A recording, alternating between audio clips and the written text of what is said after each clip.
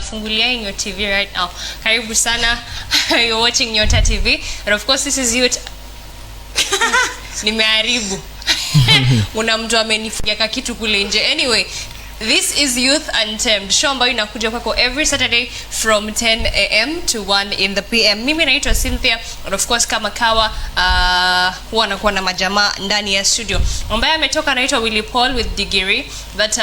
That was when alikuwa anaanza career yake ya muziki. And today there was a reason for us to put that song there. We are going to be talking about Degrees siku ya leo.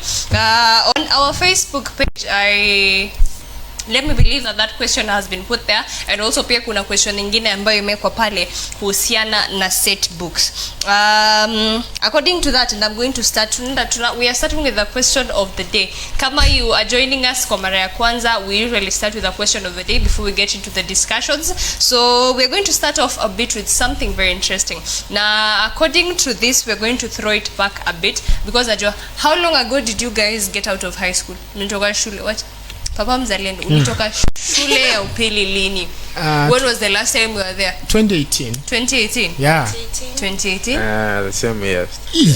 Goodness. I can be your mom. So anyway. Kwani ulitoka lini mwaka gani? Labda ni 2017. Hata 2017. Lazima pia ni 2017 alafu anajiona mkubwa. No, you see even my producer is quite amazed that you guys are kids. Kwani ulitoka shule? No, 2017. Nitawaambia behind the scenes. Anyway guys, that is how you know sisi hapa kama Nyota tunakuza talanta. Imagine I am sitting with kids on this table. Yeah. I am sitting with kids. But content now. Kids napenda kupiga kura, tuko na ID. That is the best part. Content nayo I will give them A1. Lakini pia lazima tusikie ulimaliza mwaka gani. Sasa si mcheze chini niyo nitawaambia. Pia si tungecheza chini. Mngecheza chini unajua sasa tungekuwa tunaendelea na show. So nyitulieni mimi nitawaambia. So the last time my panelists were in school, in high school was 2018. Quite shocking, hata mimi mwenyewe sikuwa najua. But anyway, let's move on. According to ako kakitu on Facebook, we are live at Nyota TV. So in case nitakuwa a bit fast because of time, we are chasing time, utaenda tu pale kwenye Facebook for point of reference. It's Nyota TV. We are live there. Make sure to also follow our Instagram page, the Nyota_TV. On Twitter tuko pale kama Nyota Television, and on YouTube ni Nyota TV News. Now, as I said, we're going to throw it back a bit. So it is about set books, and from the look of things, considering that walimaliza 2018 ni kama hata ndo nimekumbuka kweli, by the way nikiwaambia story na Caucasian chalk circle ni kama mko anaelewa ni nini ambacho tunasema. Bana tulisoma bana. Alikuwa anaitwa order kama iko anaitwa nani? Asda tunagurusha. So chances are by the way hatukusoma the same set books, but anyway I'm just going to move with it. Mtakuwa mnaniambia ni gani zile mlisoma. So according to what that photo that is there that has been posted on Facebook, kuna kifo kisimani, kuna river and the source, kuna damu nyeusi, kuna the river between, kuna kidaga kimemwozea, and there is betrayal in the city. Kifo kisimani na hiyo nyingine ndio tukusoma. Kifo kisimani na the river between. Tulisoma river and the source. Nikasoma damu nyeusi. Betrayal pia mlisoma. Though I happen to know that some schools walikuwa wanafanya hiyo betrayal and some schools hawako wanafanya. I don't know what they were considering. It was optional. Ilikuwa optional. Na kuna wengine kama mimi we didn't have it at all. Hata hukuwa inunua. Ulisoma gani? Sitajua ulimaliza mwaka gani. Ulisoma gani? In Kiswahili I did mstahiki umea. I did kidaga kimemwozea and I did damu nyeusi. Sasa zote pia sisi. And then hiyo labda kuanzia 2013 2015 2015 mstahiki umea has been there. Tangu mimi nikuwe form 1 au form 4 walikuwa wanafanya mstahiki umea. Okay. Ilisha 2016. 2016 so niko hapo tu So ni in hapo between mtazamaji. Yeah. So those ones are the ones that I did for Kiswahili, and then in English I did River and the Source, Caucasian, World Rider, and then there was When the Sun Goes Down. Come on, River and the Source. 2015 2016 So anyway, I want you guys to tell me, and also mtazamaji pia utakuwa unatuambia on 0792964449 ni nini kitabu gani ile ambayo utairead over and over again, and also to make it more fun utakuwa unatuambia who is the author of that particular book, and also which part do you remember. Nakumbuka tu in the smoky house of sijui Akoko. No, the father smoky bwana. house of nitakuwa nakutafutia that particular line. Tuanza na Jora, Hata tell us ndio which yenye tunaongea tu. River and the Source. Who is the author? Margaret Ogola, yes, right. Ogola. Yeah. Which line do you remember? Line bana. gani ile ambayo utakumbuka? Mimi nakumbuka tu scenes tu. Kuna scenes zingine ziko hapo zenye siri sawa. For example, give us a scene. Like kama jamaa alichokiwa na sijui ilikuwa samaki, mfupa wa samaki. Yeah.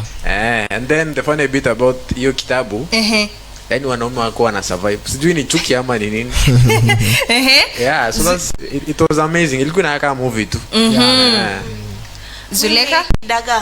Kidagaa kimemweza iliandikwa na Ken Walibora. Line ukiomoka usinisahau jo.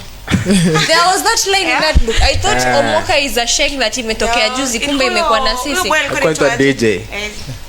DJ. DJ. I remember. Usinisahau jo. Alafu pia nakumbuka Caucasian. Sikumbuki Bethel. Bretmont, something like that. Street line ilikuwa ya Grusha. When you go and come back you'll find my lips unkissed and the sijui my legs. Hata nimegeuka. Nadhani kitabu yenye ni nice ni Betrayal in the City. Betrayal in the City bana. In Ilikuwa fact, nimesahau. life ya campus. Hiyo betrayal ilikuwa kali. Kali We. sana. I have never read that book, so I don't understand what you're saying. Sisi hatu kusoma. It's a play. Hata tu ile ya kusoma for pleasure, no. Yeah. Yes. Exactly. For me, my best set book was The River and the Source, written by Margaret Ogola. It was written, I remember, 1998 and published in 1999.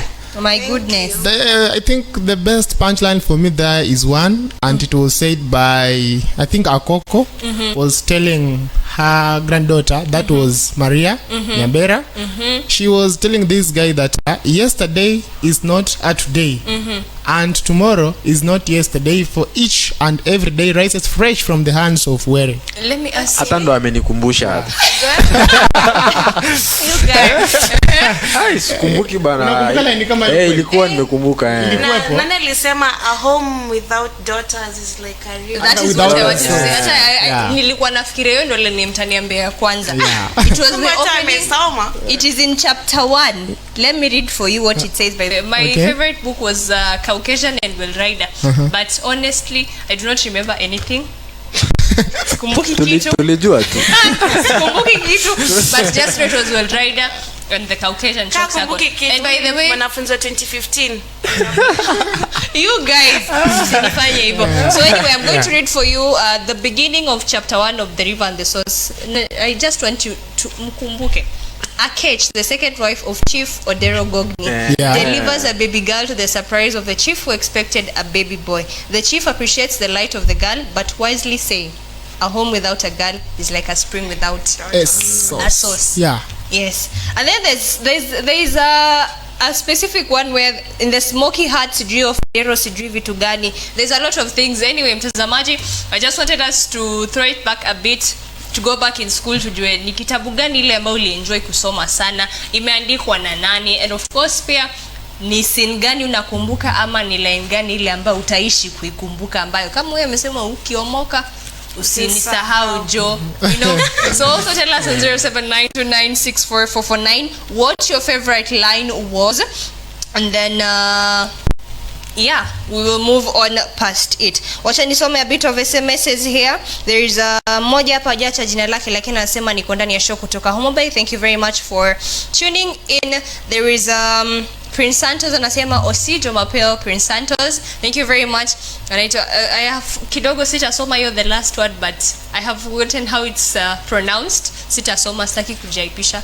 Thank you very much Prince Santos. And then there is Ben kutoka Kisumu anaomba nimchezee Zuchu Sukari. Unfortunately we don't do requests here. Sisi we just discuss issues and tunakupatia pia ngoma ambazo ni top 5 songs of the week. So kindly bear with us, na pia kuna song of the week. I hope this nice zitakufikia na zitakushika moyo. And then there is Kid Cruz anasema yeye ni spoken word artist. Good for you. And then there is Deno Kibet anasema count me in, anatoka Fortenan area. Okay, thank you very much for tuning in. Then there is Liz kutoka county 001, please play for me Nyumba Ndogo by Zuchu. There is Sally from Kisii anaomba nimcheze Only You by Mbosso. Sorry guys, we don't take requests here unfortunately. There is Deborah from Kisumu anasema hebu gotea wale marafiki zako mmesalimiwa. Anaomba ni especially yule boy ambaye amevaa nguo ya red. Thank you. I hope Deborah nimekusalimilia yule ambaye ulikuwa unataka kumsalimia. Ezra from Kisumu anasema mark me present, anasema I am going with the river and the source. Thank you very much. Nico from Bushili anasema mimi nilisoma tumbo na chozi la heri. Wewe ni wa hivi majuzi. You're very recent one. Chozi la heri, do you guys know that one? I know it very well. Like ndio nasema it's after. It's way after 2017, Chozi la heri kinaridha. Yes. 2019. Ridha si kitabu. Ni muhusika katika riwaya ya Chozi la heri. Riwaya. Hey. And then there is one anasema he is watching us live from Mombasa, anaitwa John Mpenda Raia. Thank you very much. And then there is Kisumu iko locked in, anaitwa Deno anasema alisoma Utengano Mstaikimea. There was also Utengano, my goodness, books zilikuwa mingi. Hiyo siku soma Mstaikimea, Damu Nyeusi, The River Between, Shades of Tenderness. By the way, there's also that one. And that is how you know this one alimaliza shule way before us. And then there's Enemy of the People, remember? Yes. The Name of the People. There was also an Enemy of the People. Prince Santos anasema alisoma The River Between, anasema my favorite was Tell Nyambura I See Jesus. I also did not read River Between. Something funny about me, ungai nipata ati sapia mimi nimeenda kuomba kitabu, I am just reading it for fun ya class nyingine. No, zile zenye tumeandikiwa tusome hizo ndio zenye utanipata nazo. Nilijua tu. Hadi mimi ushangaa tu upata wapi ile nguvu. Naanza kusoma novel hadi sasa. Ni kitu na passion, na interest. Ni passion na interest. Yeah, it's interest. It's not like I used to enjoy English more than Swahili. I'm sure pia nyinyi kuna ile language ambayo for me pia ilikuwa English yani. Swahili kuna venye. Those who school with me, wale ambao tulikuwa nao in the same class or the same school, you know nilikuwa wae. Ilikuwa chepe? Mbaya sana. Anyways, na ukumbuki. that is the funny part. Anyway, now let us move on to the serious things. Like nilikuwa nimewafahamisha, we are going to be talking about degrees siku ya leo. Not to the entire show, but just to touch on and to find out more and give your opinions on different things zenye tutakuwa nazungumzia. And today we're just starting particularly with hii issue ya degrees. You may be wondering, ni nini, where are these kids talking about degrees? No, we have to talk about it because it's something that affects us either quite directly or indirectly, inaku affect in one way or another. First of all, let me pose the question. Do you think education is important? Yeah, it is. Kwa sababu huwezi compare mtu amesoma na mwenye hajasoma kwanza mind wise. Ukienda shule vile unakuwa exposed to many things. So huwezi compare mtu aliachia shule class 7 na mtu ameenda hadi campus. Au not really different. Venye mimi nitafikiria na mtu aliachia shule class 3 ni different. In what ways? Do you know huyu mwenye amefika class 7 na wewe ambaye umeenda by the sijika watu wanakusikia pia unaweza kuongea ndani ya mic. Do you know that whom trauma yamaliza alifika class 7 na wewe ambaye ulienda campus anaweza kuwa na kushinda in reasoning in one way or another? Haiwezi. Alright, Jara? Yeah, degree nayo ni muhimu. Si just masomo ni muhimu. Yeah, so degree nayo bana kupata si rahisi. You know that tumekuwa shule na si rahisi. Juu wa class 3 hajakuwa exposed compared na mtu amefika hadi nini. Hiyo ya class 3 I understand where you're coming from. By the way, hamwezi reason pamoja. Yeah, kweli. Yeah, education is very important. Kwangu I say so because it shapes the future for somebody to become what the society expects. Yeah. But what really do I need for the society to expect me to be some type of way when I can be my own person? Maybe like in terms of professionalism, like the society sometimes inahitaji walimu, madaktari. So those are the expectations of the society where one achieves after going to school. But do you agree that at the same time not everyone has to become a doctor at it? Exactly. Yes. Agree. And that is where we come in to separate these two things. Kuna kukua book smart na kuna kukua street smart. Yeah. Which one would you take? I mean they should match.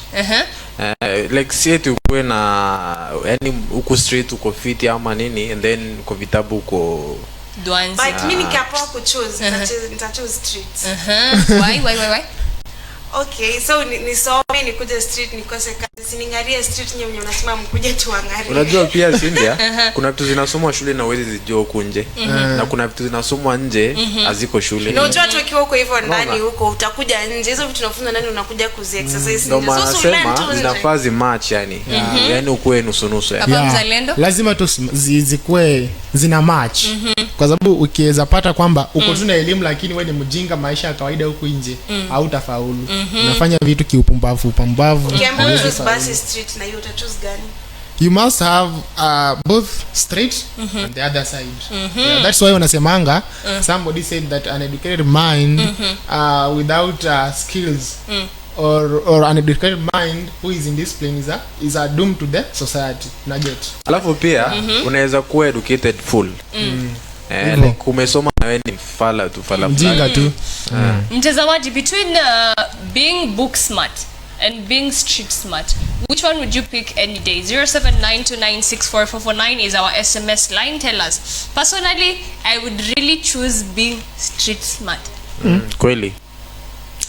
What about wacha nikuulize? No, if I'm forced to choose between the two, of course I'll go for the street smart. Papa mzalendo Itafika wakati street itahitaji book smart. How? Nugget. For example, let me not jump. I am making money. What do I need books for? Nitasoma manovel by the way, nitakuwa sawa. But kuna vitu zingine zinahitaji akili ya vitabu ya darasani. What exactly? If you're street smart, you can move around the streets. For example, let me not jump into the topic of today, but I could have related into that topic. But I think nitaileta tukiendelea. I will prove to you. Just okay, just move. Okay, for example, hii story tunasikia Sakaja. So unaona yeye alikuwa street smart, but now he wants to become the governor of Nairobi. But now hana degree. What happens? That is, yes. Yeah, and then Cynthia, unajua kusoma si kusoma tu. We go there to gain skills. Yes. So kama skills zenye unajua kuna skills zinapatikana shule na haziwezi patikana kwa street. By the only skill I believe that you acquire in school is only how to read and write. Na kuongea. No.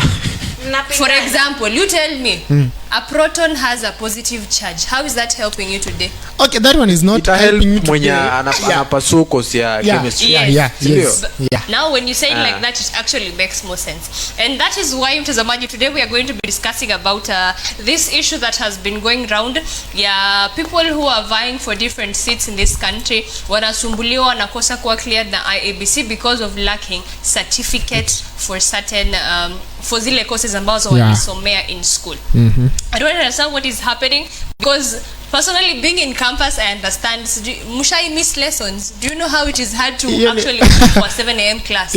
Mambo ya kawaida. Si rahisi.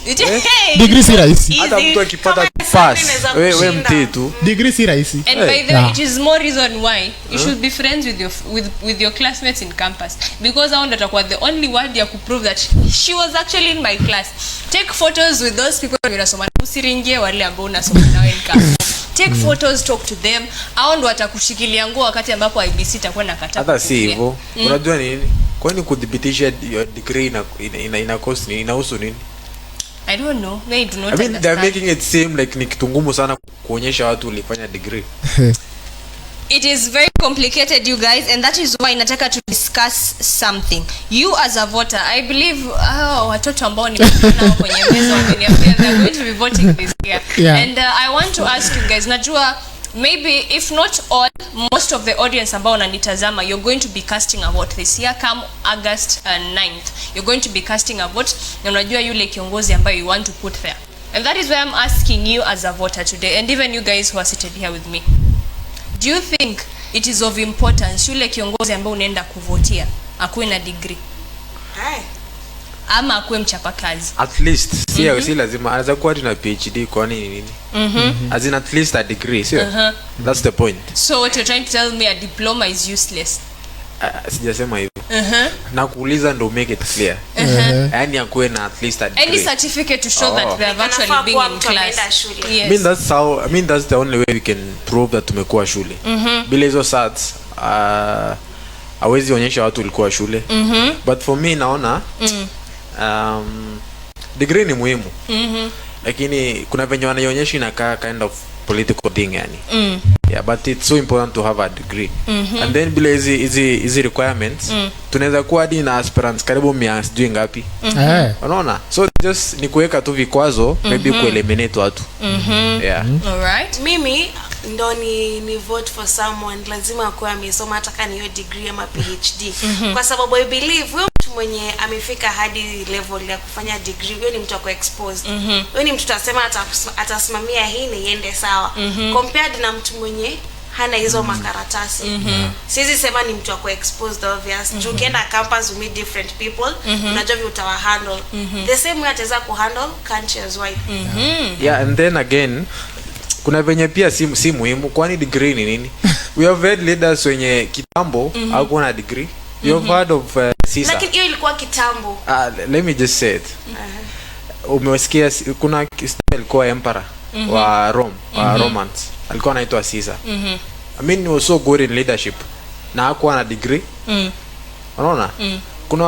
Kuna viongozi kitambo hakuwa na degree walikuwa wanaongoza vizuri. Sidhani hata nani alikuwa na degree. Kenyatta. Alikuwa nao kweli? Degree haikuwa ndio maana hakuwa nayo. So as long as leadership skills si mambo na masomo ama nini. As long as you have the skills ya kuongoza watu, you are set to go ba. Na wewe ni mchapakazi. Yeah. Yes. Mimi I will support mambo na degree because one, how can we choose a leader who is incompetent? Iwapo alishindwa shule. So automatically it means if you have a degree you're competent. At least you are competent. At least in what ways it is just a paper. It is just a paper. Kenya, the funny bit tumeona maprofessor wakihusika kwa corruption. So ni ya nini kama hamna hizo ethics? Yes.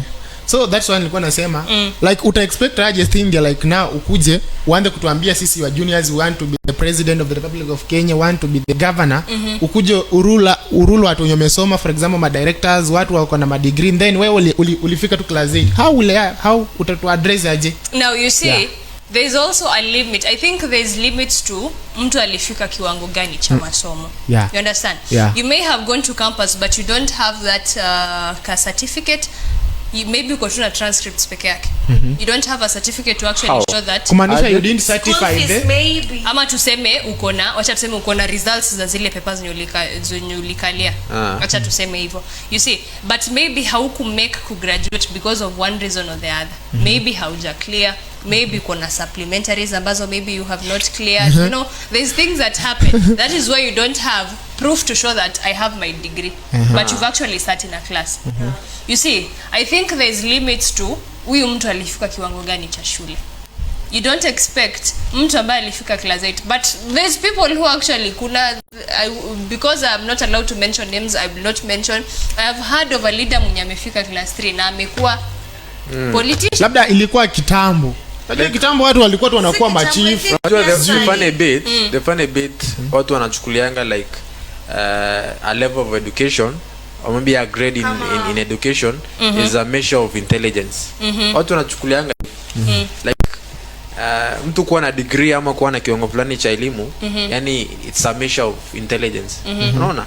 We used to study with people ambao like class walikuanga fiti sana. Let me ask you guys this. When you complete school, ikuwa umesomea certificate, diploma, degree, PhD, what are you given to show that akona PhD, akona certificate? Degree? Yes, it is a certificate. There is someone who is correcting me. Differentiate between a PhD, a degree, a diploma and a certificate. You're given certificates for all of them. Yeah. That is why we are just talking about a certificate. Lakini kuna ile level ya certificate. Yes, Level kuna that's tofauti. kuna hiyo difference. But now it is just a certificate. You understand? Really. But kuna different levels of masomo. Who was talking? Lakini pia mimi naamini leadership is all about experience na leadership skills. Inalingana tuna tajriba ya mtu ako aje. How can that person deal with the society? How can he or she relate with the public? That's what defines the leader. Sometimes leadership is not measured in terms of papers or certificates. Yeah. Yes. But you see, Cynthia, we used to study with some people.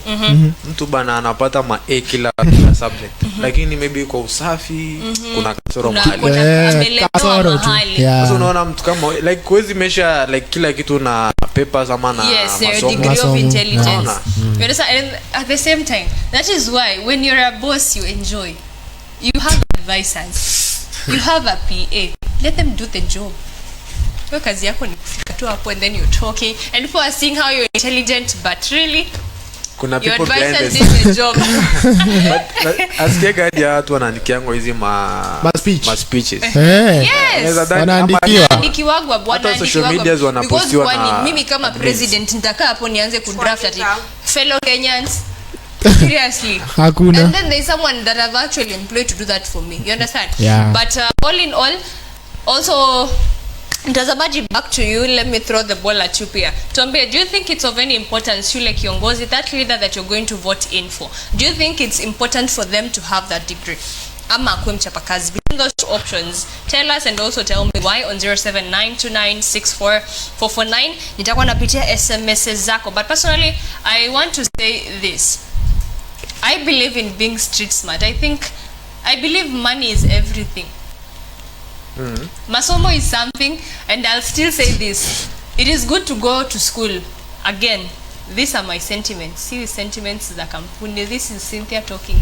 And also sentiments zenyewe zote wame air out. It's them and it's not opinions of the company. Anyway, I want to say this, you guys. It is good to go to school, and I'll still say this. When you go to school, I believe you're only acquiring the essentials to get you through life. But I think being street smart is more important than actually being book smart. But at the same time, for these leaders, there's leaders that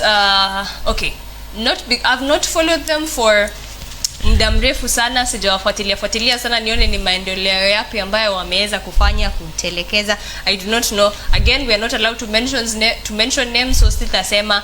So yeah, mimi sioni kama masomo chat ni mazuri. Lakini pia Cynthia, on the same note, Cynthia, do you know school is also a street on itself? Kuna vitu zinaendeleanga shule hazifunzi lakini mtu analana. Yeah. For example, kama kuishi na watu like kama tutaishi na watu kwa street. As in kuna vitu zingine like unafunzwa kuishi na watu like hata ile kukua shule tu inakufunza a lot. Hata kuassociate na watu kwa sababu especially high school. Hiyo maisha high school inakuanga like lakini unajua shule dikani kuishi na watu kuna rules ndio maana zinafanya uishi na watu vizuri. Lakini streets hakuna rules. And that is why I said I think there is a limit. If at all maybe una feel I should drop out, at least fika form 4. At least fika campus at first year. Alafu useme sasa masomo imenitosha. Anyway, hizo ni sentiments zangu. Pia wewe unaweza nipatia opinion yako on 0792964449. But generally Zuleka umesema wewe si must yule kiongozi ambaye unavotia kwenda degree. Mimi nimesema ni lazima. Naamini atakuwa exposed. So all of si you. lazima. Si lazima as long as the person is good in leadership na anajua kuongoza vizuri. Kuna watu wamesoma na hawajui kuongoza. Kuna watu wamesoma na hawajui kuongoza. So it's all about leadership skills na management skills more than hiyo degree. Mtu amefanya degree ya botany anakuja kuongoza like kuongoza na botany inatoana wapi? There is Lauren from Thika anasema I think having degrees is a quality for leadership. As long as you have leadership skills and ethics, you are good to go. Thank you very much, Lauren from Thika. And then there is Glow from Bukas anasema the show is lit, looking good. Thank you very much, nashukuru sana. There is Ibrahim Angatia from Kisumu. Anaanza na kusema hivi, nilisoma Well Rider best part was when Nani Flowers at the age of 90 tells her husband Pororagi that she will divorce him to his ex-boyfriend. Alright, anaendelea kusema a leader ni kudeliver. Hiyo degree is just useless. Where did Jomo Kenyatta acquire his degree? What of Jaramogi Oginga Odinga na Bongo Mumia was best king who never stepped in a school. Kiongozi si papers. In school tulikuwa na head boy and university president with no degree but have delivered. In fact, they should not stress Sakaja. Sonko never stepped in class 8 but was not county boss. Joho hana chochote. This is political. Thank you very much, Angatia Ibrahim from Kisumu, for your sentiments pale. Very much appreciated. There is Brian from county 003. Hiyo county gani? 003 Kajironi Mombasa. Inakaa tu Ni huko. coast. huko tu. Anasema kwangu mimi nasema hata akiwa na PhD ni poa provided that ni mchapa kazi, juu hata akiwa nayo anaweza kuwa very corrupt bila kumjua. Asante sana. And then there is a mmoja hapa anaitwa Nico from Bushili, anasema si lazima nivotie leader wa degree. Thank you very much. Anasema nowadays degree is like a pillow ya kulalia tu, unaweza kubuy tu degree. Thank you very much. And it happens, people work to buy papers. Yeah, of course, when you have money. County 03 Ukuwa na And I pesa. wanted to say that. Ulifi. And then there is Deno from Kisumu, anasema leadership is a personal skill and education will help a leader to deliver. Thank you very much. Nashukuru sana. There is Evans, anasema all your arguments are right, but remember leadership is inborn. Papers are just there for proper communication. That is why I said kwenda tu shule basically ni kujifunza kuongea, kuishi na watu, kusoma. Basically those are the skills that you acquire from school. Ebu niambie kaka gumu sasa ina kusaidia na nini? Lakini Kaka Ina gumu, depends. kaka laini. Let me correct those guys. It depends with the area of specialization. Yes. Huyo mwenye alisoma kaka ngumu inasaidia kwa mwalimu wa Lakini pia Kiswahili. kumbuka kuna yule ambaye hajaenda kuspecialize on anything. Kaka gumu inamsaidia na nini? Kuna wale ambao wamekataa shule wanataka tu kuwa street smart. hata kagumi na kusaidia kweli. unaona Inanisaidia. Cynthia, Yes. unaona for these elective posts Yeah. kama magavana ama MCA degree hata si ni sana, lakini kama ni tuseme minister of energy it will be okay kama kuna tuseme degree Kakitu. related to what Yes. he's doing. You see pia huwezi kuwa ulifika form 4 Lakini ama Cynthia, umepata tu sasa you have your diploma and then now you want to be the president Let me- of the country. You see, I don't think those things marry. That is why I say there is limits pia. I think the world of today has changed. Tunataka kurekebisha wale ambao wanasema Jomo Kenyatta, Hizo akina ni Jaramogi opinion Oginga- zao pia. Okay, hizo ni opinion zao. But no, you cannot compare the current world Yeah. and the past. Sasa mkisema like si lazima kila mtu akuwe na degree. Unajua tukifikia hiyo kiwango tunamaanisha kwamba elimu haina maana. You imagine the society of today without education. The society of today without school. Because I believe that the school is like an industry that models young people to be competent, and it also shapes their future. So mimi mambo na degree napigia sana upato, kwa sababu tukianza kusema kwamba tukitupilia mbali mambo na degree ama certificate kumaanisha we want to be done away with the schools of which sio power. So I totally disagree. Yeah. I think I'm going to start nitaanza kukuita competent because Ameitumia. But that was the same thoughts zenye nilikuwa nazo wakati nilikuwa nasoma hiyo message kuhusu kina Jomo Kenyatta, like times have changed. Kitambo si sahi. Exactly. You at least need something. Yes. Usikatizie masomo yako tu mahali ati pap because you want to acquire money. Time yako lakini itafika. as a matter of fact sisi ndo tuna set hizi rules. Yes.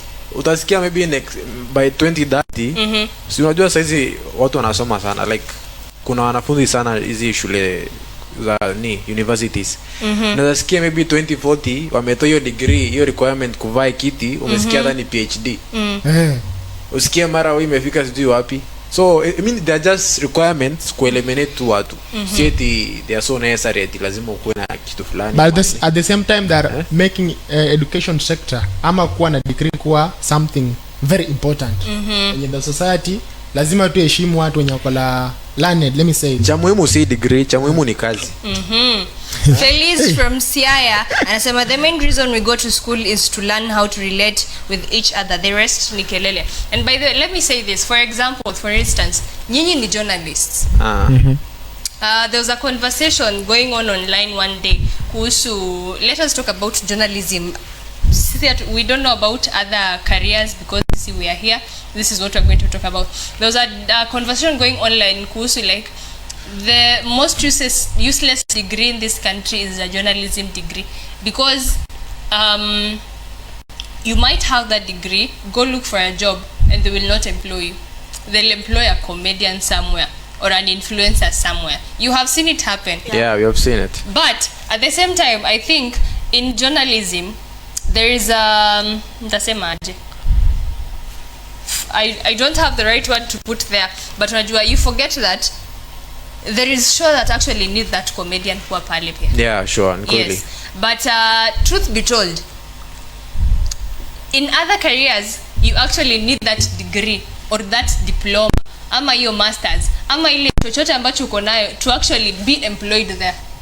But in other careers wataemploy mtu ambaye atajai kanyaga kwa klasi ya hiyo ni. Unaona kama journalism like comedian akona kazi yake na pia mwanahabari akona kazi yake. Yes. Kuna kazi yenye comedian anaweza fanya yani kwa hii wanahabari.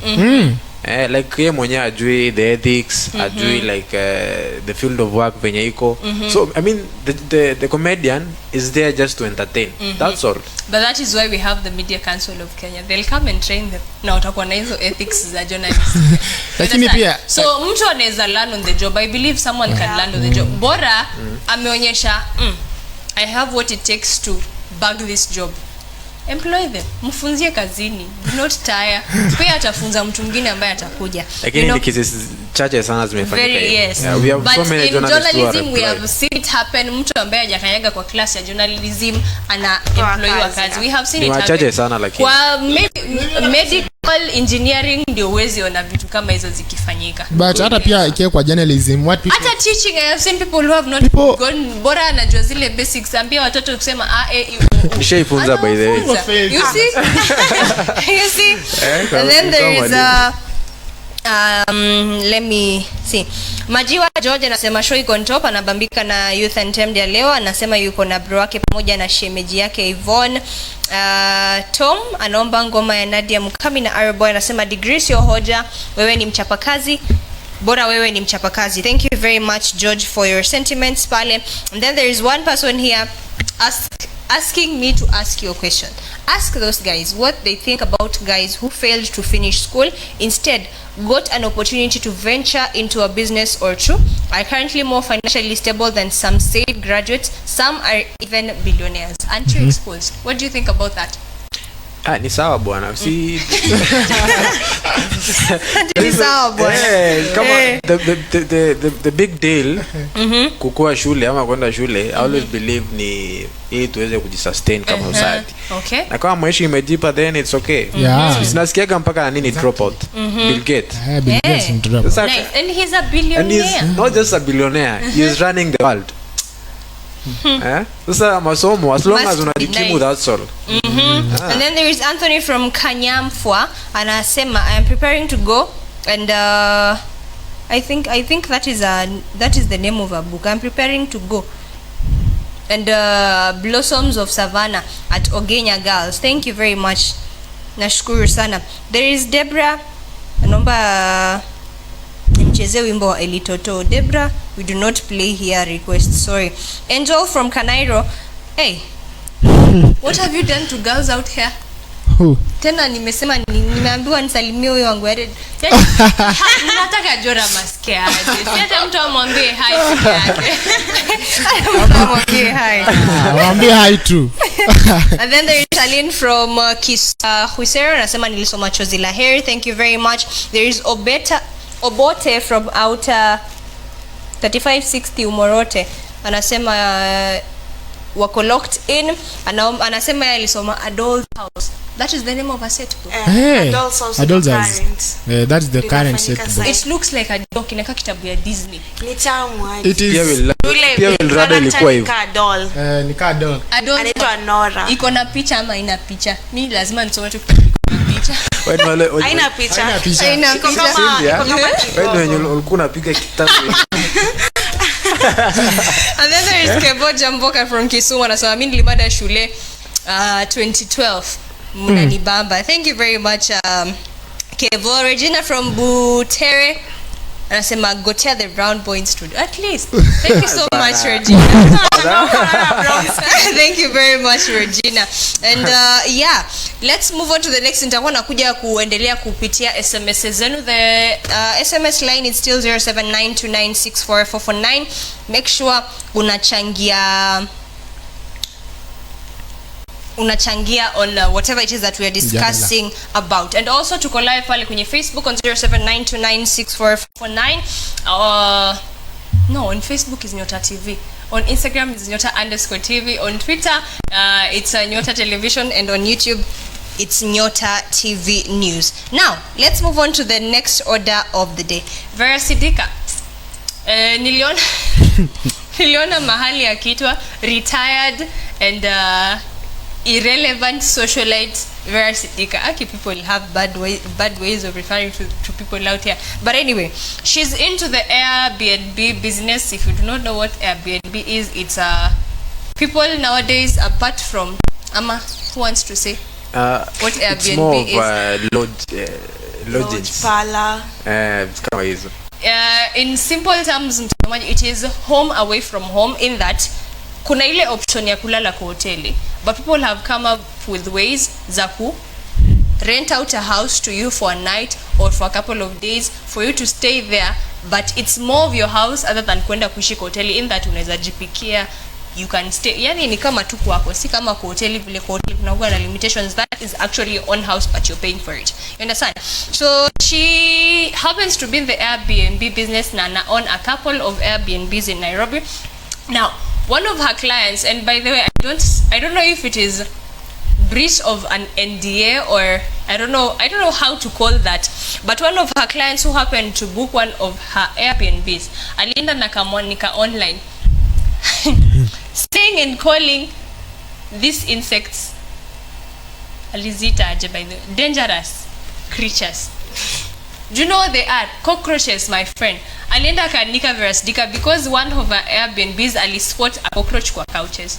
Is it much of a big deal kukuwa na cockroach kwa nyumba? You guys just tell me. Okay, si big deal, lakini tunge expect kwa celeb ka huyo. Seriously, she's a human being. Ni sawa, lakini to expect ikuwe hivyo. In what ways? Anafaa kuwa sawa, like afai kuwa na hizo vitu zenye pia mahustlers wako nazo. So you are assuming that somehow hustlers no offense to supporters of the hustler nini, but hatuwezi expect nini mtu akalibaka ya Vera ati akona dawa, akona pesa, sengenwa dawa basi hadi. But you see, what you forget to understand is the fact that I don't think she's the one who actually goes to clean that Airbnb. She has someone. Lakini vitu zake zinafaa kuwa perfect. And then hadi aliruka hiyo story. Alisema like ni chocha, like people have intentions to kumharibia jina. So sijui kama squeeze, yani social media wanga consume, yani ile na roho moja eti ni ukweli.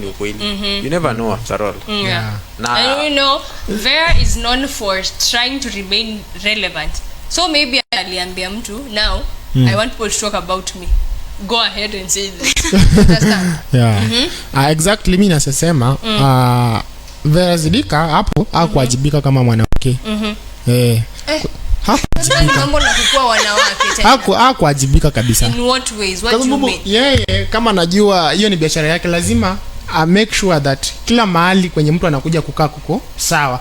Hata isipokuwa ameandika mtu, lazima pia amfuatilie ajue nini kinafanyika.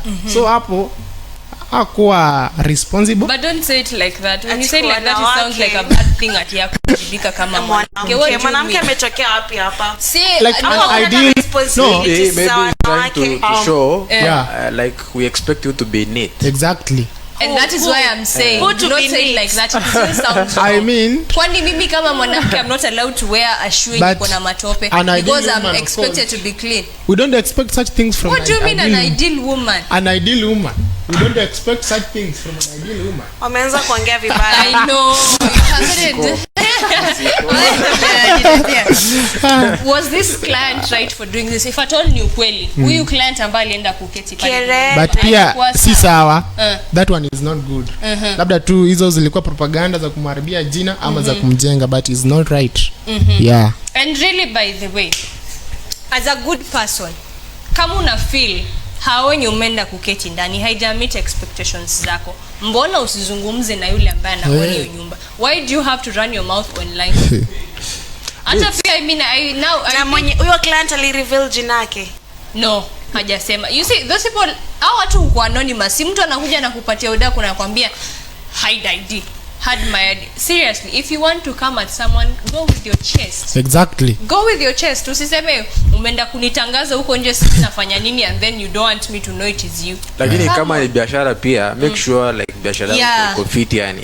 Tusiassume ni chocha. And by the way, si tunajua Vera is one very arrogant lady. We know her. So maybe that was the only way of kumwambia juu maybe angeenda kumwambia kwa inbox yake angemtusi na unblock. You understand? Walimwendea aka blue tick. So probably maybe ali blue tick with let me check with the person mwenye nani. See what if pia Vera ako in alikuwa anataka kuuza hiyo Airbnb yake. Lakini na negative way surely. That ndio si bora tuliona the best way to market anything is through a negative way. Tasema labda kuna cockroaches siendi huko. Mkenya atataka kwenda kuona hiyo cockroach. Kuna tu kama Kenyans are very funny people. Didn't you see over meme where they said Wakenya wanaweza tu amua waamke tarehe 9 na wapigie Wajakoya waone tu vile kunaenda. Wapigie tu huyo mchukura waone. We don't know by the way if he's going to win or not. But yeah, there was a meme that was saying that. So anyway, if you're an entrepreneur, you're a business person, you own a business, make sure ina meet expectations za customer wako. Yeah, exactly. Make sure kila kitu ko A1. Kama ni cleanliness, whatever it is, make sure it ticks and it checks all the boxes are checked. You understand? Kweli. So especially if you're a person who uko na hoteli, I mean like guests mali watu wanalala. You understand? Kama uko na hoteli for food, kama uko na hivi vitu ya Airbnb, whatever it is, ile biashara yote ambayo uko nayo. Matatu pia? Yes. Na pia mdomo usirushe tu maneno ovyo. Jifunze kuzungumza na watu. You understand?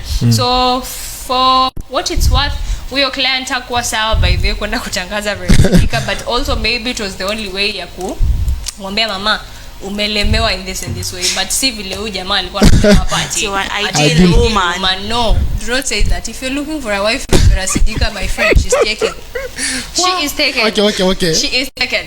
Moving on to the next boss lady on these streets of social media, Zari the boss lady. She was in Kenya recently na tumemwona akitembea na akizunguka sana and she's not afraid to show it that she is actually in love with her new boy toy, her new Ben 10. My real question is the fact that sisi tunajua okay, maybe kama ameenda sana, maybe tuseme early 40s. She's in her early 40s. Yeah, sure. That means pia Diamond alikuwa na nini na mtu mwenye amemshinda mia. I think then Diamond was 24 when she was 38. Yeah. So maybe early 40s or mid 40s, we do not know. I don't know her exact age by the way. But mimi nina swali. Why has it become so normal? Because sijaona mtu akimbash by the way. I've not seen anyone talk bad about those photos that are running online. Nadhani niliona. Kibe. Kibe achana na hiyo.